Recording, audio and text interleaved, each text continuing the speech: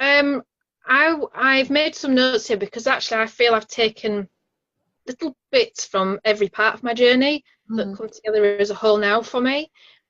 So a few years ago, I actually joined Forever Living, and it was part of their training is self-development, and that was what got me onto the journey of the self-development and looking at myself.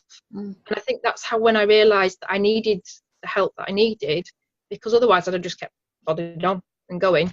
And that's what got me onto audible books. And there's some of the favorite ones that I've listened to have been Rewire Your Anxious Brain, mm, Dr. Wayne Dyer, Making the Shift, and his also Changing Your Thoughts, Change Your Feelings, which I've listened to more than once. mm, And because of the anxiety, I hadn't been able to read books anymore, and I love reading.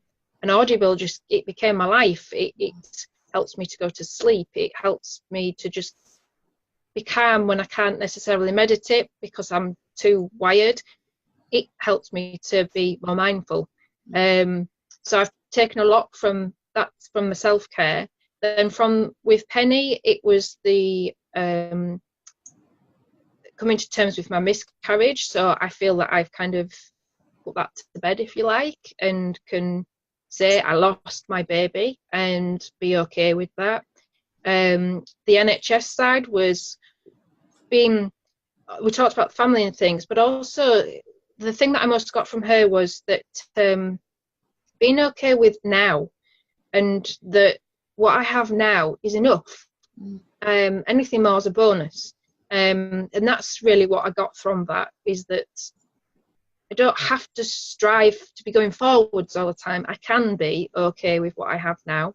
So that I got that from that. The fatigue clinic, she helped me to sort of look at how everything has a knock-on effect with the anxiety and what's going on in my body with various parts of your body, and how the fight and flight, and how that is affecting my ME, how it affects the anxiety and the vicious circle. So that gave me an insight as to what's happening inside here to understand it. Then the retreat was, I found my independence again from going so far and leaving my family for, like, was it 3 nights I was away? And I'd not done that before. I mm, hadn't even gone that far away from them before. mm, And I hadn't done anything sort of that big in such a long time.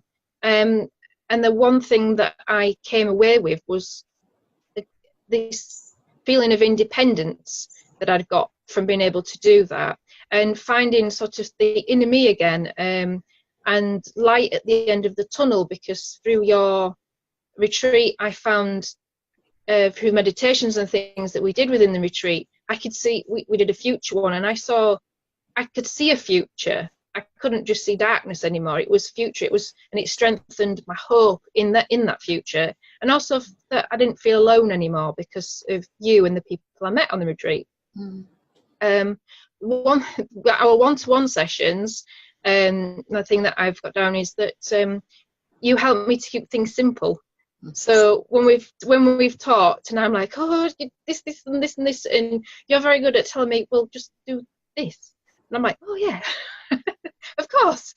And it seems so simple, but I don't make it simple because I have this tendency with the anxiety to overcomplicate everything. And then the mindfulness course that I did recently with you is, which I should do now, remember to breathe.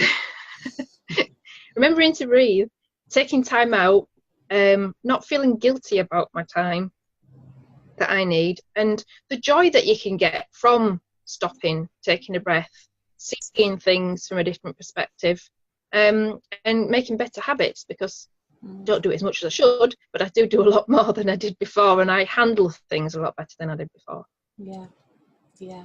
And yeah, how wonderful is that? And there's lots of little snippets there of what you got from each experience that you had, and each bit of help and support that you had.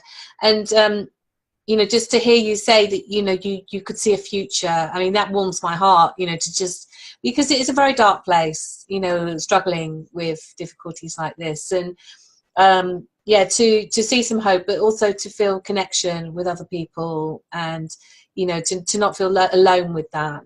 That, I think that's massive. And I you know, I recognize that too, you know, with myself. And, you know, I did a video yesterday about my own experience. And for me, you know, it was finding other people who kind of experience what I experienced would help me. So thank you.